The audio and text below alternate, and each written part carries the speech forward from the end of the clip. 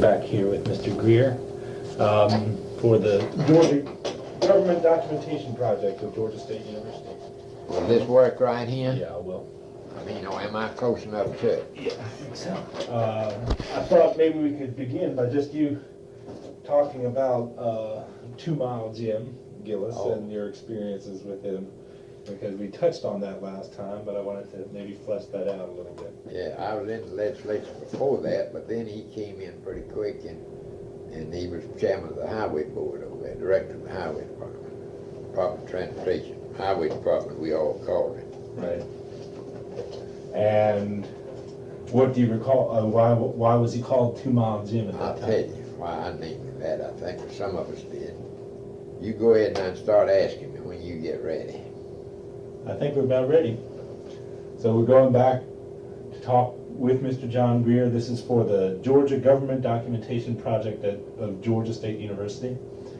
And we're starting to go back over your experiences and memories of Mr. Gillis, and in particular the control that he had as head of the highway department. So That's one thing. I tell you, Mr. Jim Gillis was a very fine gentleman from down in Soapton, Georgia, and he had been appointed as director of the highway department, Department of Transportation. That was many years ago. I think I was in the legislature before that, but I remember when I was in the legislature from Lanier County, one of the 2-3 smallest counties in Georgia, down close to Valdosta. Lakeland, Georgia was the county seat, is the county seat, and we didn't have any paved roads to speak of. Former Governor Rivers, who had been elected governor and way back yonder, and when I was a young man, and he paved 1 or 2 of them there, but there were no paved roads much in Lanier County. So when I got in the legislature from there, when Mr. Gillis became director of the highway department, I went to see him about getting some more roads paved in our county. And he was very nice and very courteous about it. At that time, and this was many years back, the highway department didn't have the money that they have now or have had since that time. And so they could not give you out as much mileage as you wanted to. So Mr. Gillis my county was very small, so he'd give us, and other counties too, that when they're wanting roads and money for roads, he'd give them about what we called 2 miles at the time. And we teased him and we'd call him Mr. 2 Mile Jim. But he was a great head of the highway department. He tried to help every county in this state with what money the highway department had then. And we would get up 2 miles, say, at a time, and I'd go out to the edge of Lanier County and pave 2 miles in toward Lakeland from the county line. And I'd go get another 2 miles. I'd go to another place and pave 2 miles in until we begin to get the roads paved, and then they'd be easy to fill in from there to Lakeland than it would be from going to town and going out on the various highways. So that was what we called him. He was a very fine and great gentleman, and he did probably, with the amount of money that they had then, one of the finest jobs in starting to build up Georgia, the highway department throughout this state, that had been done before. Before that time, they just hadn't had the money to really get the roads built. But so he paved roads all over Georgia, and it's been one of the greatest things that's ever happened to this state. Of course, they've been continued then and widened and rebuilt, and more of them have been paved over the years until there's hardly anywhere in this state that you can't get on a paved road and go from one town to the other. So that was one of the things way back many years ago as a member of the legislature. Now, Mr. Gillis's head, or any head of the highway department, had enormous power in that. Well, he did. He had, because the governor had appointed him, who was governor at that time, I forgot whether it was Rivers or who appointed him. The one governor after him, maybe Governor Arnold, Ellis Arnold, who was a close friend of ours too, still is. But he was chairman and director of the highway department, and because he got along with whoever had appointed him there as governor, he had great authority in just giving out those roads like he wanted to. We had a highway board at that time, I think we did, but they didn't have any specific thing to do with absolutely directing where the roads went throughout the state. Mr. Gillis was director, and he was really in charge of it, and he handled. That was when he was in at that time. I saw mention in the newspapers going back of of the highway proposal that was introduced once by Mr. Knox Golston to try to amend the highway department so that there would be a board that would be determining what went on rather than the commissioner. Yes, I remember that. Knox Golston, a fine gentleman who was in the legislature back at that time from whatever county he was from. Comer, yeah. Wherever he was from. He was a fine fellow, and he wanted to amend it, I think. Of course, now there were a lot of people who didn't like just the way the highways were being built. They either didn't fit them in their particular area or something. But Mr. Golston was a great man, but he wanted to change that thing. But my recollection is we didn't pass that just like he wanted. That's right. Well, what areas or what individuals would be opposing the highway department, and for what reasons at that time? Well, I don't know unless Knox Golston and maybe 2 or 3 or 4 other people from other counties who thought they did not get the amount of roads probably that they had asked for were probably going along with Knox on that. But my recollection was that did not pass. If you That's probably right. checked it out. That's absolutely correct. Well, how would you go into Mr. Gillis's office? Let's say you wanted your next 2 miles, what would you? Well, we just go to the highway department and go into his office and see him and tell him I needed 2 more miles, needed it from here to there, and he would be just as courteous as he could be, but generally he could just give us about 2 miles at a time. That wasn't always correct, but generally we teased him about it because he had to spread his money pretty well. So the highway chairman of the highway department really could have enormous influence throughout the state of Georgia at that time. He did on road building at that time. Okay, I wanted to go to couple things we didn't talk about the last time. I meant to get to them. One was the Cocking case with Governor Talmadge and the University of Georgia. The which case? The Dean Cocking. Dean Cocking, yes. What do you recall about that episode? I remember the name, and I remember that that was Governor Gene Talmadge, wasn't it, before his son Herman Talmadge was elected. My guess is, my recollection is, you may get my mind working better on it, but Cocking was in the university department somewhere, and he had some ideas of things about state government or the university or whatever it was. You may be able to tell me so I can remember better, but he and the governor differed on them. And my recollection is the governor, I don't know whether he could fire him or whether he could take him out of the position he was in over there or not. You may remember what the details there were, but they had a difference about it. I remember that Governor Gene Talmadge was a very strong governor and a very governor who had opinions of his own, and he would lay them out and put them into effect throughout the state while he was in there. And he had, of course, in the first few years of his time as governor, he had great influence with most of the members of the legislature. Now and then he'd have some differences with them, particularly in the latter year or 2 of his term. Now, very quickly, I noticed that as early as the 40s, you were labeled in the newspapers, at least, as a Talmadge foe. And Yes. I read that in the newspapers. What happened? It so happened that I came up with, when Governor Ed Rivers was from my hometown of Lakeland, and I was a young fella that he put to work with the state, and at that time, my recollection is that he and Gene Talmadge were on different sides in Georgia. There were 2 big different sides. It was quite different from what it is today in Georgia. There was the Talmadge crowd and then the anti-Talmadge crowd, you called it. And Governor Rivers was one of the anti-Talmadge people. And after he and old man Gene had some falling out, and he had started off, he was Speaker of the House, and then later on got elected governor. And Ellis Arnold followed him, and they were on the same side. And then, I'm not sure that Ellis was right after Governor Rivers, but came along in there. And Rivers and Gene Talmadge were on different sides in the state politically, and they stayed in a good bit of argument about who would do this and who would do that. And whichever one happened to be in office at the time, they would help their people and pave their friends' roads and do the things that various other things about all state government that you could think of, that the people they were working with in favor.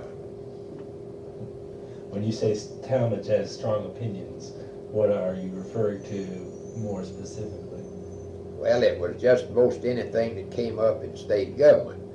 He had strong opinions. He had some differences with the university teachers. You were talking about Dean Cocking a while ago. He had the university programs, various things that he had some differences with them, and he would try to get things changed in the legislature that would affect them. And later on, I think, or maybe either when or after he went out, they formed 2 or 3 of the boards that had to do with the state educational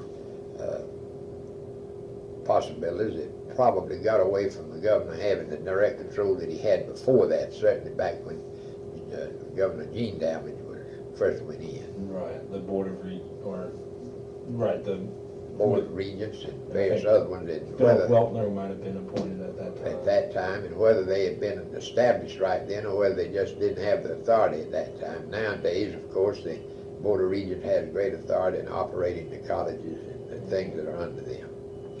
Do you remember the feud between both Eugene and then later Herman Talmadge and George Hamilton, the state treasurer? Yes, I remember something about that because George Hamilton, who was the state treasurer, was more or less of the old Rivers and Arnold crowd. And the state treasurer, he and the Talmadges had some great differences about things. And if my recollection is right, did they throw him out of office at one time and because of the way the job was set up at that time, and it was maybe changed some later, but they threw him out of office, my recollection, and he went to court on it. And you might have to refresh my memory. Did he win in court about being put back in his office or not?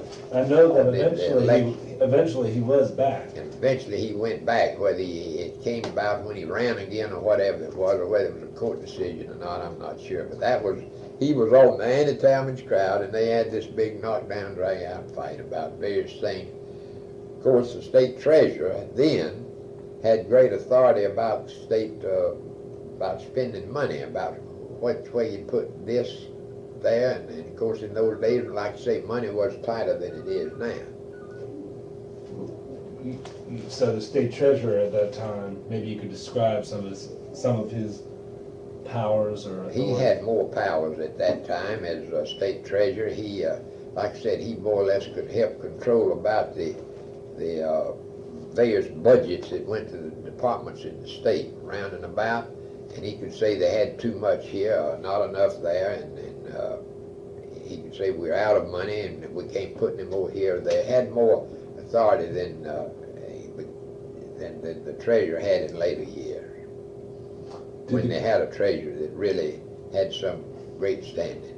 What was the difference between treasurer and comptroller general at that time in terms of duties? I know there was some debate from time to time about who should do what, and maybe the comptroller general. Yeah, the comptroller general, and I've forgotten what the details were, but the comptroller general, at that time, I think they thought that his office, or he did, whoever, I don't remember exactly who the one you may be talking about now, but they thought they had a good bit of control having to do with state expenditures and where you put money and what, although the great argument between him and the treasurer was that that just wasn't exactly so. I think that they had a knockdown, drag out for a while about the way you spent the money and which department would get it. And I think that was one of the things that Mr. Gene Talmadge, Governor Gene Talmadge, had some differences with. And then apparently Herman also had a feud with George Hamilton as well in the early. I think so. I think Herman just picked up where his daddy was, and the same group, you know. And George Hamilton was, I knew him well. He was an aggressive type of fellow. George had come down here, my recollection was, from the north originally somewhere. He wasn't wasn't not a native Georgian way back. He moved down here from somewhere, and they accused him of being a Yankee or whatever. And he did a good job in getting running and getting elected with the crowd that was in at that time, my recollection. Oh, okay, so that was part of the whole go in those days. The people that were in, they tried to run it like they wanted it, and the governor's crowd that was out, they'd start another race for who might be elected. I know in Herman's day, I guess the Comptroller General was Zach Cravey. Is that correct? Zach Cravey? Zach Cravey was a Gene Talmadge man, and I think he had Zach appointed maybe, or put in there. Mm-hmm. And I'm not sure in my mind, you might be able to straighten me out here, if he and Zach had him knocked down, drag out, or if he got Zach in there in place of whoever had been there before, maybe, in Hamilton's place or whatever. I know that either Cravey wanted the job or wanted the control, the power in the office of the Comptroller General. That's right. Okay. See, Zach belonged to the Talmadge group at that time. Who else would you call, I guess, prominent members of the Talmadge group at that time? Oh, well, your memory as I get older is not as good as it used to be. Frank Twitty. Frank Twitty was in the legislature and a very prominent member, and he was, I think, one of the Talmadge people. And Fred Hand, who was Speaker of the House, was with the Talmadge crowd a good bit of the time. Fred was not a continuous, always member of the Talmadge crowd, but he was at one time. And then there was one of the close Talmadge friends was General, man that was head of the National Guard or the state. A.L. Henson?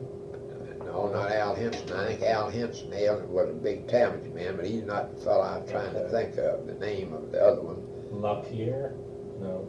No. Well, my memory just jumps me unless you have some names there. But it was divided up, those people in the legislature. They were the Talmadge and the anti-Talmadge crowd. What kind of issues were? Well, there's another fellow that was Speaker of the House that was a strong Talmadge man, this chubby fella. Roy Harris? No, Roy was before the Roy was more of the old Rivers Arnold crowd, came up with them, although he could get along with the Talmadges when he was Speaker, I think. But Roy wasn't the one I was thinking about at that particular time, but he was one of the great speakers of the House, Roy Harris was, and had a great influence on legislation in those days. He was from Augusta, Georgia. Right. Everybody has told me that he was the person who really knew how the county unit vote would turn out. Yeah, he could tell you it based on the information that they had when they were in from what did this county do in this election? Would it go for whichever man that was running that they wanted? Sometimes they could tell it pretty well. Roy kept good track of it. Okay, when you say he kept good track of it, maybe you could elaborate a little bit on it. Well, I'm not from the standpoint that he could handle it in those counties, but you got to remember in those days, it's a good bit different from what it is now. Not entirely different, but in those days you generally have at least two factions in a county that stayed in a fight, maybe a contest with each other about who's going to run the county's business. And that was the point then, that most every county they'd have the in crowd and the out crowd, like the Talmadge crowd and the anti-Talmadge crowd, was a good expression for it. And that continued on down for many, many years, and it's not as pointed now as it was in those days. And the crowd that was in the county, they could carry the county for whoever they wanted to. And the governor, if he could go in, generally he'd make a trade with, or if he'd run, he'd have one group for him in the county, and the other may not be for him, but that was the way it was. It was split up with generally two groups in the county.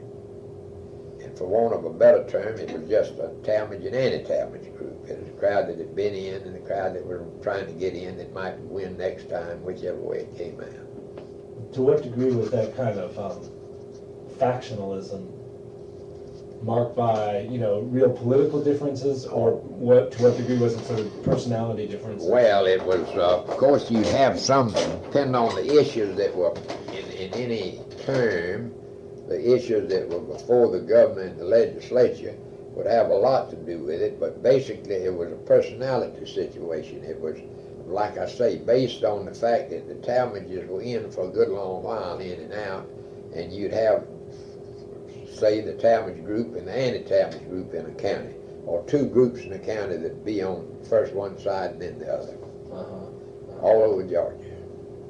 And you're saying, And that's not as true now as it was in those days. why do you Still, they have it quite a bit in counties now without it being as big a issue as it used to be. You have groups that help control a county or that can run a county, the people that get into county offices and handle elections and everything else, and they're not have fraud in them, but just could push for their vote for the man that they wanted elected.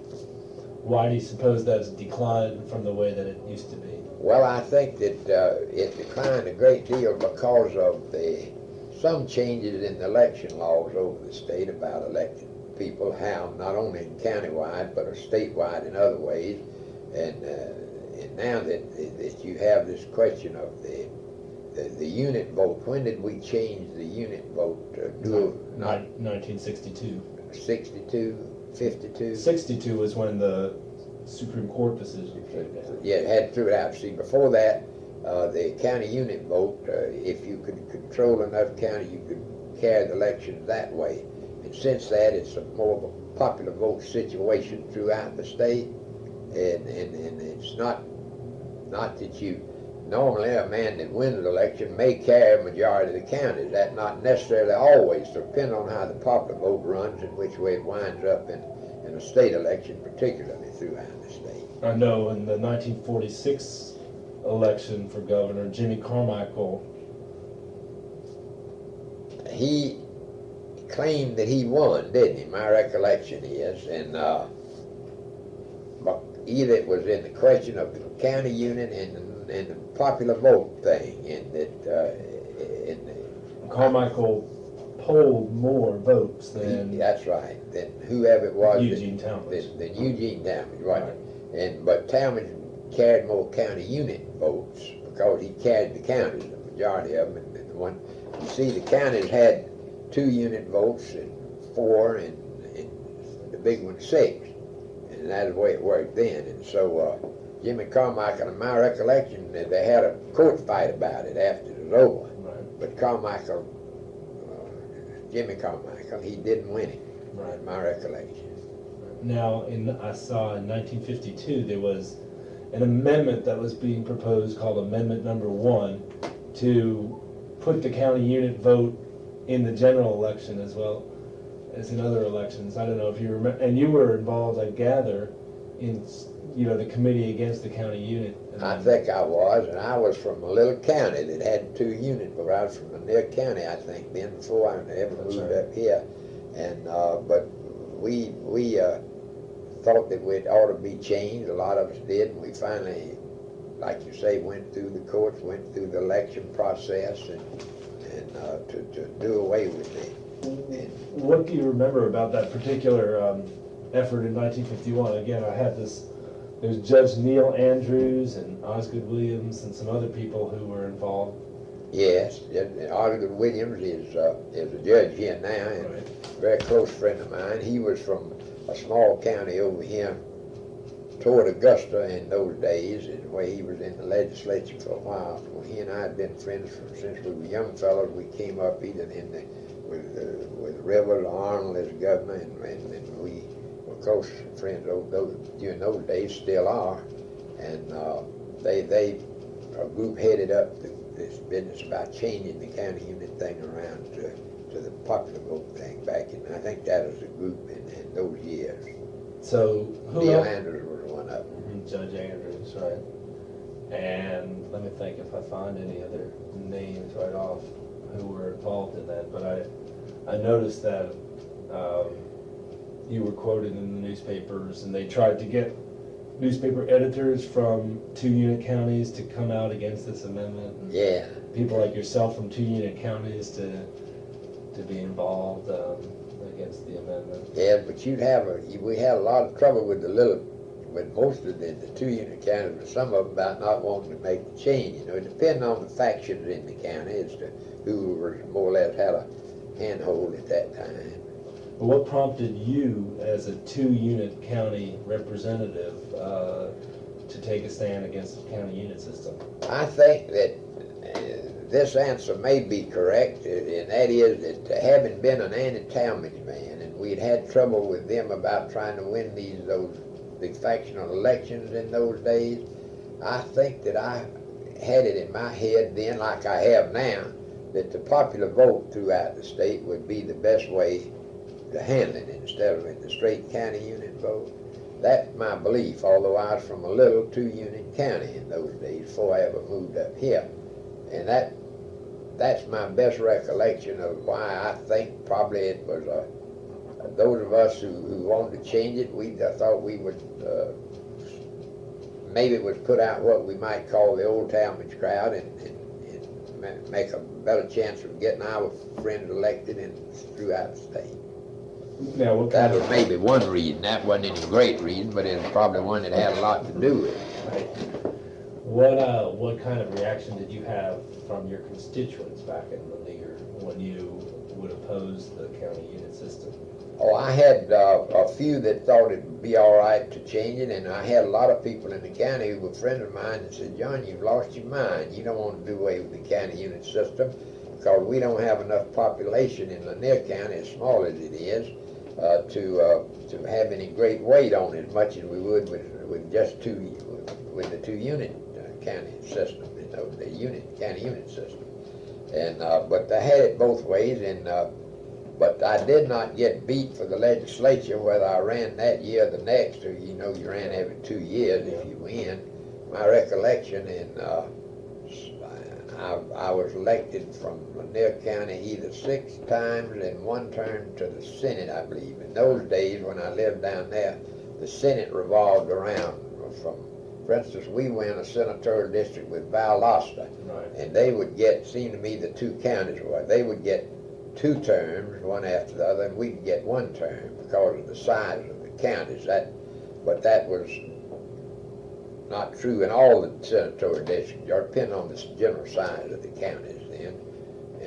But we were in the little 2-unit county.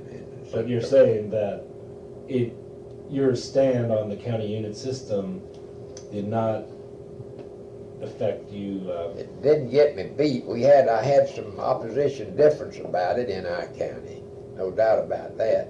And because some people thought that it helped the little counties, thought it did. I think over the years it's shown that it hadn't necessarily made any great difference as far as that goes. The little counties, depending on what the people are for and what issues come up like that, is the basis of it. But in those days with the general factions, 2 factions in a county, you had in most counties one group in and one out, or they fighting each other all the time.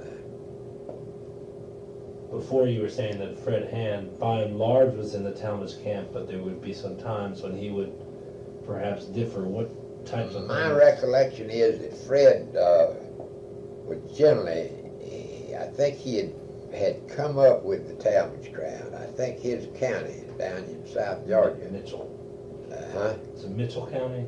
Mitchell, Fred from Mitchell County, right in there. Yeah. And Pelham, Georgia. Wasn't Fred from Pelham, Georgia? Mm-hmm. Right there. It was more or less a Talmadge County in those days. Those southwest Georgia counties were more so than some others. And I think Fred came up with the Talmadge crowd. And then over the years, he basically was with them, but he generally, I think he took some different positions with them in the last few years that he was in a high office in the state office. Now, last time we talked briefly about the anti-mask bill that you introduced. Oh, and then yes. since then, I went back and looked at some of that legislative history, and I realized that that bill was defeated and then eventually passed, but it took at least a couple of... My recollection, it took me 3 years, 2 or 3 terms to get the anti-mask bill passed. I'm trying to remember what got me. In those days, the Ku Klux Klan people could parade with those masks up and down the street and do most anything they wanted to do and get away with it because they had those masks on. And I don't think in my recollection that we had any great Klan group. We had some that belonged to it in Little Lanier County. It wasn't a great issue there. We had quite a few folks belong to it. And but it would cause trouble in quite a few places. They could wear those masks and get away with some right bad actions of first one kind and then the other. And my recollection is there were people in various places, whether they were blacks or whites, and not entirely blacks, that they'd go in and they'd beat up people and blame it on the Klan and do things that you wouldn't normally do if everybody knew who was in it. And my recollection is because of that, I've forgotten whether somebody joined into me at the time. I have a recollection that Osgood Williams maybe, but I remember I put in a bill, one of the first ones, and then several people joined with me on it. My recollection offhand now is it took us 2 or 3 terms to pass it. I saw that Charlie Gowan joined with you on that. Charlie Gowan was a strong member of the legislature and an able man from down here. He was from Brunswick. But I noticed that he and Mr. Nightingale, Bernard Nightingale. Buckshot Nightingale, Bernard Nightingale. We forgotten why we call him. He was a fine fella. Bernard Nightingale, Buckshot Nightingale. I think that's my nickname for him, or some of it, not mine, others. But they joined with it. Maybe a few other people. I see Luther Alverson and Mosey Smith from Smith from up here did, yeah. And finally, after 2 or 3 years, we got enough votes to pass it and get the mask off of them as far as in public appearances. Right. Now, I think they can hold a private meeting now and wear the mask if they want to, as long as it's private and not open out anywhere or not doing any marching or anything that.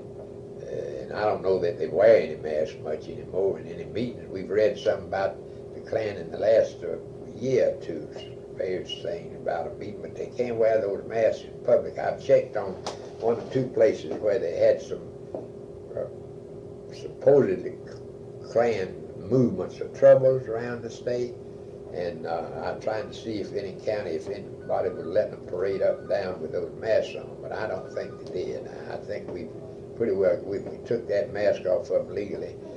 I started to see if we could abolish the Klan or the movement, and then after we studied it out and the lawyers over there checked it for me on the ground, we finally decided we couldn't do that, but I could get that mask off of them. And then we had a lot of folks that supported us on it more and more as the year or 2 went by.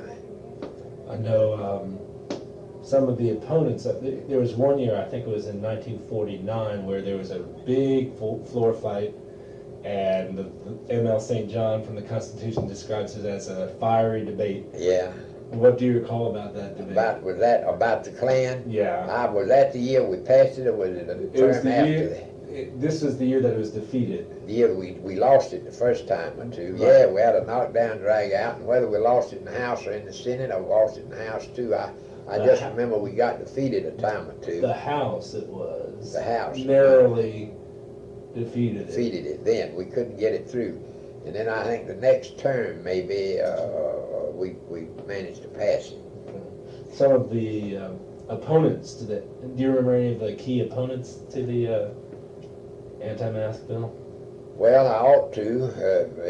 I know it's the names. Okay, I gather in one of the debates, Bobby Lee Cook, who was a young legislator. Bobby Lee, I believe, was one of them that got up and opposed us on the Klan thing. Some of the crowd, I remember him. He was smart as he could be. And Bobby Lee Cook, he sure did. That was one of them.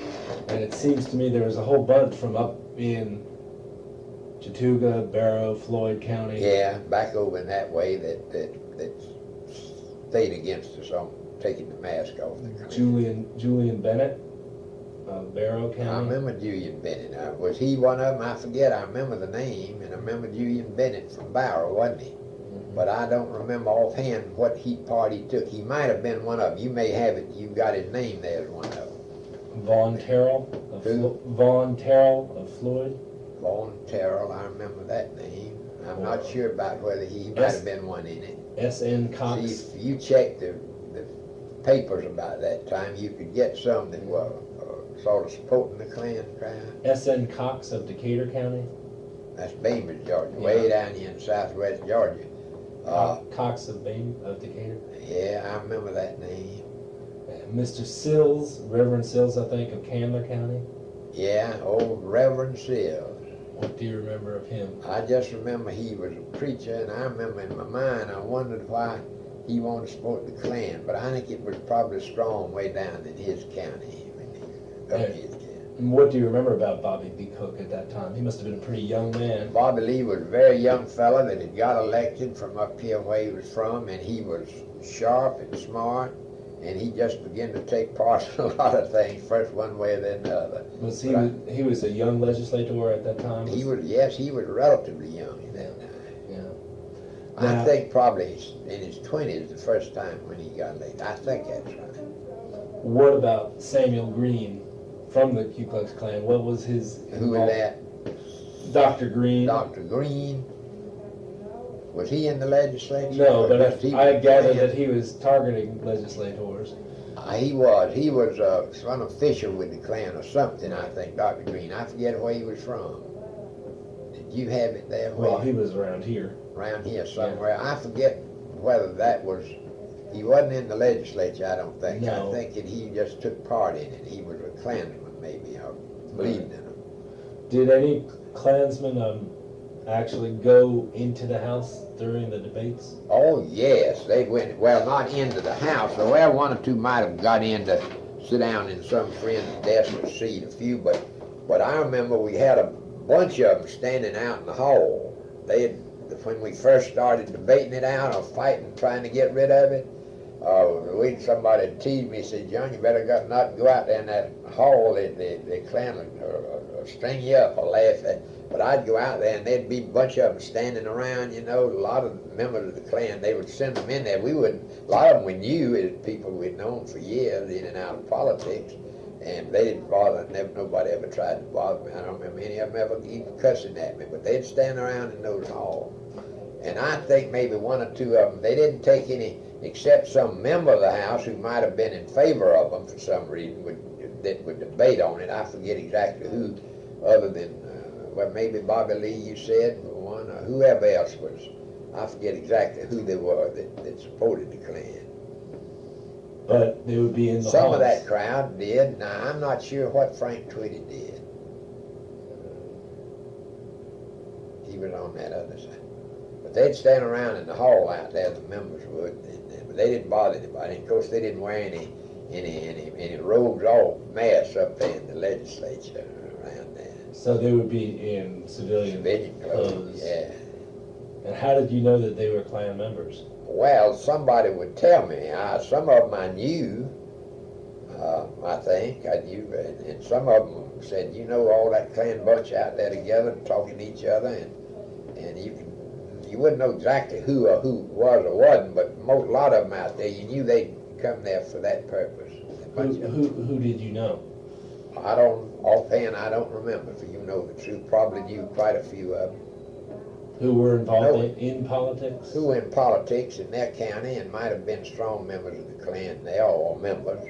And because it was all over around Georgia and the people that belonged to it in a lot of places, and it was,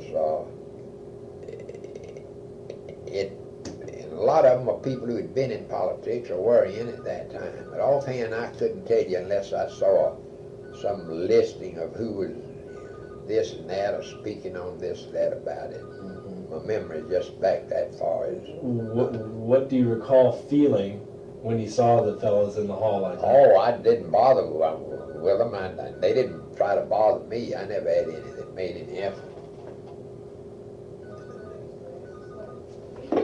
Son who's following me next time. I just can't remember offhand the names, because you see I was, like I say, 6 terms, 7 terms from Lanier County, 1 in the Senate. Then I've been in 6 terms here, and the question of trying to remember all those names. Yeah. Way back yonder particularly. Let me get to another thing that I wanted to get to before we had to leave, which we didn't get to last time. You were the secretary to the Sibley Commission, is that not correct? That's correct, yes, yes. And John Sibley was chairman, fine old gentleman. Maybe you could discuss some of your memories of that whole experience. Yes, I can tell you one or two things about it. It was the thing that had to do with education and the question of black and white votes for one thing. I Whether forget the whether schools should stay open. No, the schools should stay open because of the question of, it went back into the race question for one thing. Desegregation. Desegregation of schools and all that, the old segregation fight. Well, I got appointed on that committee. Whoever was governor at that time, you may have it. Vanderbilt, Ernie Vanderbilt. And I was a member of that committee and was elected secretary. And John Sibley was chairman. I knew John well and then I didn't know him before that, but we got to be good acquainted, and I know he's got 1 or 2 children living here now. I know them, see them every night, run into them, know them. And old man John and I became close friends, and he was a fine chairman, very fair. And then we held, under the setup the law was, we had to hold meetings, or at least we held them in every congressional district in the state. We held 2 here in Fulton, 1 in the beginning and I think 1 right toward the end, the question of segregation. And at those years, it was a hot question as far as that goes, no doubt about it, because we didn't go to a town where we'd hold a hearing in each congressional district, and I've forgotten exactly how we went about setting them up in those districts, trying to cover the state well in each congressional district. And the people would really gather. We'd have a big crowd everywhere we held a hearing, and they'd get on the speak. And we had a lot of people who segregationists who were in favor of it, you know. And we'd have them on both sides that would finally talk in the county. So smart people and a lot of able people. And the segregation was a right hot topic in question in those situation in those days. And there's no doubt about it, they'd come all over the state. So we'd have those hearings, and they weren't knockdown drag-outs here, but they were good, sometimes right bitter discussions and hearings in there. But John Sibley would run them, and was very fair to both sides, and he'd give everybody a fair chance that could get on the list to speak, you know. And we had it all over Georgia. And it was, I think in my mind, those hearings probably, normally one reason they would bring out more publicity because we were having those hearings all around, and whatever you were having them on, they got good coverage by the press, and we, the people of the state, got more information having to do with segregation and who could run for this, who black and white people in all over the state, the differences here and there. And because of that publicity in each that was given over all congressional districts, it got discussed and talked about by the people more than any other way probably it would have at that time. Maybe you could describe the sort of the atmosphere at those meetings. Oh, well, the atmosphere at those meetings was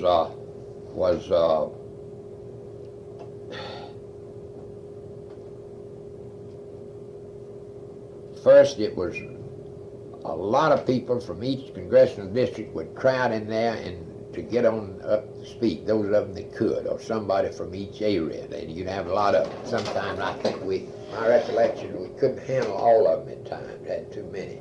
It was not a bitter like you're going to start a knockdown, drag out fight in the meeting, but there was a good bit of bitterness without any physical bitterness, like fights or anything, between people who were just on both sides of it.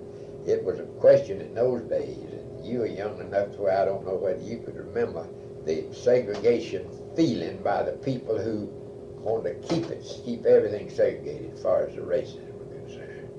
No doubt about it.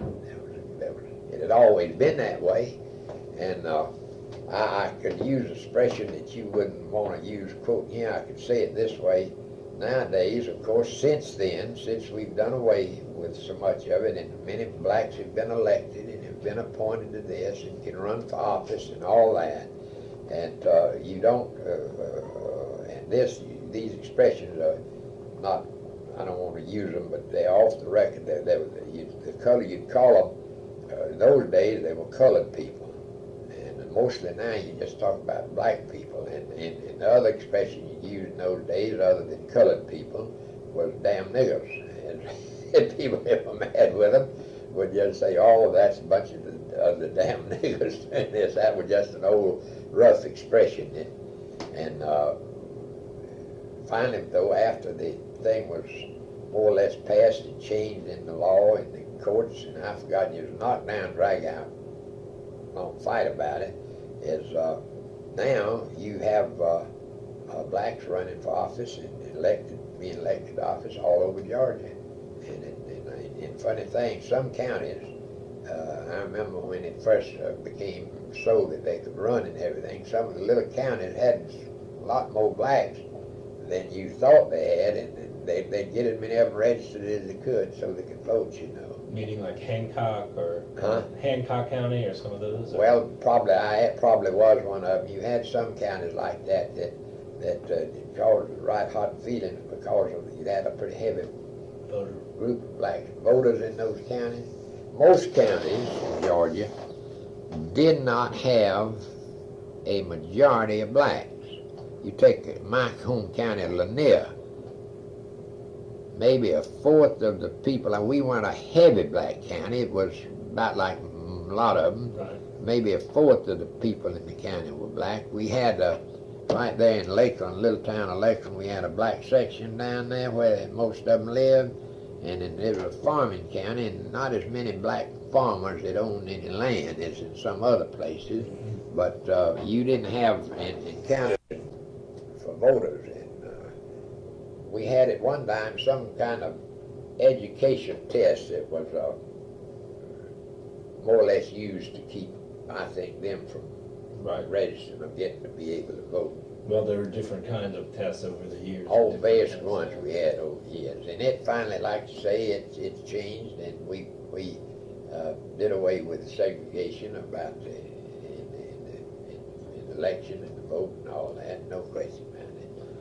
I know on the Sibley Commission, I read somewhere that you came up with the idea that you should go into the sort of the hardest counties or the hardest congressional districts first. We did. We tried to go into them. I think among the first counties we set here in some southwest counties, various ones in other parts of the state. We went into so we could get the good and bad feeling, if there was much good feeling. Wherever we went, I'd try to help set up. As secretary, I had a fairly good deal to do with where we were going to have the hearings, and because we'd have to call the more or less officials in that county, in that town, wherever it was, and work out where we could arrange it. We'd have to have a public place, like in a school auditorium, or we had them in various places that we could get, that you could get a pretty good bunch of people in. And my recollection now, and I don't know what record you found, was that those hearings, we generally had pretty good crowds at those hearings all around the state. I've seen some of the old television coverage of the hearings here in Atlanta. Yeah, they had those covered, and they had some of the others covered. I don't remember exactly which ones or how much coverage, but the reporters were at every hearing. Ain't no doubt about that. It was, of course, it was a big question of for the people in the state, and the press did a fine job of covering it. There ain't no doubt about that. What was the logic of going to the hardest counties first, going to Southwest Georgia first? Well, in my mind, in doing that was, I said, let's find out what the worst part of the situation, or what the worst part of the state that we can listen to see what the situation really is, if we can. Go to the rough ones first. You take a county like, well, let's say Glenn over at South Georgia County, but over at Brunswick here. I forgot whether we had one there or somewhere else in that district, but those kind of counties were not as hard as some of the other counties inland. But the southwest Georgia counties were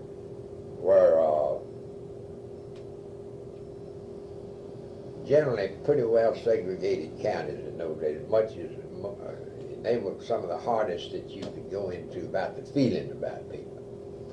What about over toward Greene or Warren or Putnam in that area? There's some over in there. That was down middle Georgia, a little bit toward Augusta, but not entirely. And there's some of them were. It was varied, and it varied in my opinion now as well as then. It varied on basic of what the black situation was in those counties. Meaning population or meaning? Population for one thing, or what the general feeling was about it. In some counties it had some troubles about blacks, and some they hadn't. Not talking about a huge knockdown troubles, but first one thing, then the other that happened.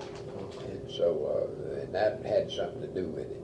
But I think we went those southwest counties, when I set the first hearing in that section of the state, I believe that's where we set them first. According to your record there, my recollection is too, that those congressional districts on that, and came around and to see how bad it sounded when we go to those places. I know you like that, but I wonder maybe it might be a better idea to maybe get to those. When would you like to come do it?